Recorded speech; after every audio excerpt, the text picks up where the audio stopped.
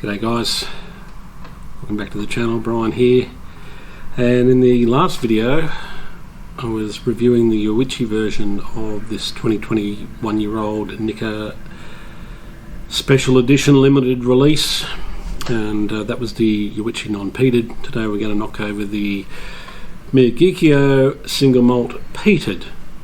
Oh, and this one actually rung in at 48%. So there you go, where the Yoichi, for whatever reason, excuse me, yep, definitely 47%, so don't know why, but there you go. And anyway, cheers. I'm actually trying to finish off this bottle of Three Ships, which I picked up in South Africa. Gosh, this is probably going back a number of years now. It's looking a bit cloudy, maybe it's just the cork's not perfect, so this is a peated single malt from South Africa, 10-year-old, and wow, so September 2006 was the date distilled on that one. So quite peated, on the ashy side, reasonably simple, but always like to try new things. So that's just one of the whiskies I've tried from South Africa so far. So in the meanwhile, let's get on with the review of the Miyagikyo Peated 2021 limited edition at 48% ABV and see what we think. So I wrote that it noses somewhat like the Yoichi single malt non-peated 2021, but it has an earthy peat, which is very Yoichi. Blueberries, again for me, very Yoichi. And ripe peaches, worn in denim and minerals. There's a minerality to this. A soft perfume note that floats over the top, like a floral perfume note. Some heated copper, like the Yoichi, as I mentioned in the last video. At least at Yoichi, they were one of the last, if not the last, distillery to still coal fire their copper pot stills. So, and sulfur, I found, which are the same, the two elements that I found on the palate of the Yoichi non-peated with water added. So a bit of water brings out those two elements.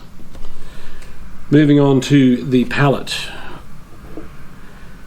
and this is where this one starts to really shine. So it was maybe a little not overly complex nose or expressive nose, but the palate really kicks into gear.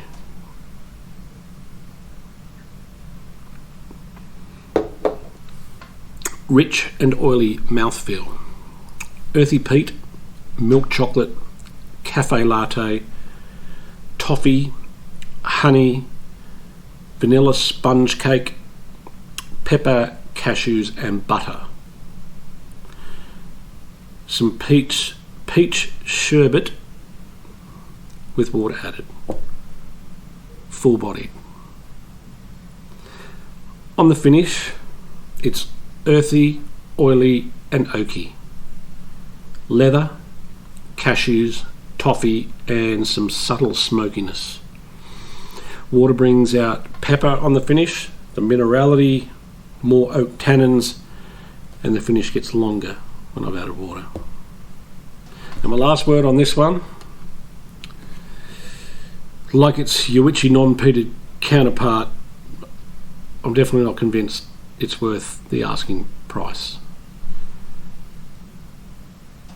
However, again, it's a big step up in complexity from the standard Miyagikyo single malt No Age Statement, and it was definitely a pleasant surprise. Actually, very, very nice whiskey.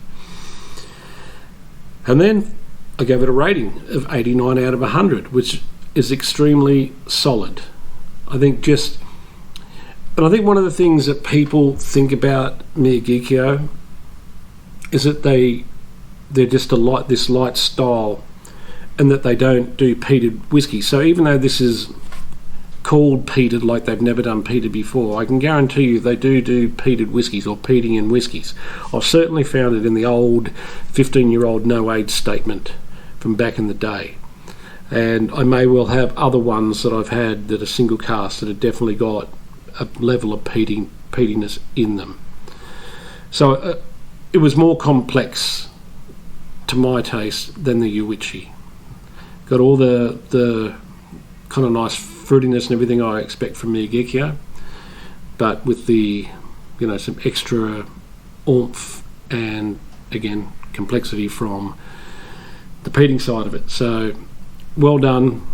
Would I pay that money again? No, I don't think it's worth the money that they were asking. I don't know how much it costs or cost back in the day where you come from, but $280 US, no, even for a limited edition. For about $100 if it was $100 US, yeah, definitely, it would definitely be worth the money. So if you can pick it up on the second-hand market for a decent price, my advice is go for it. So take care. Thanks for watching, guys. Kampai. See you soon in the next video. Bye for now.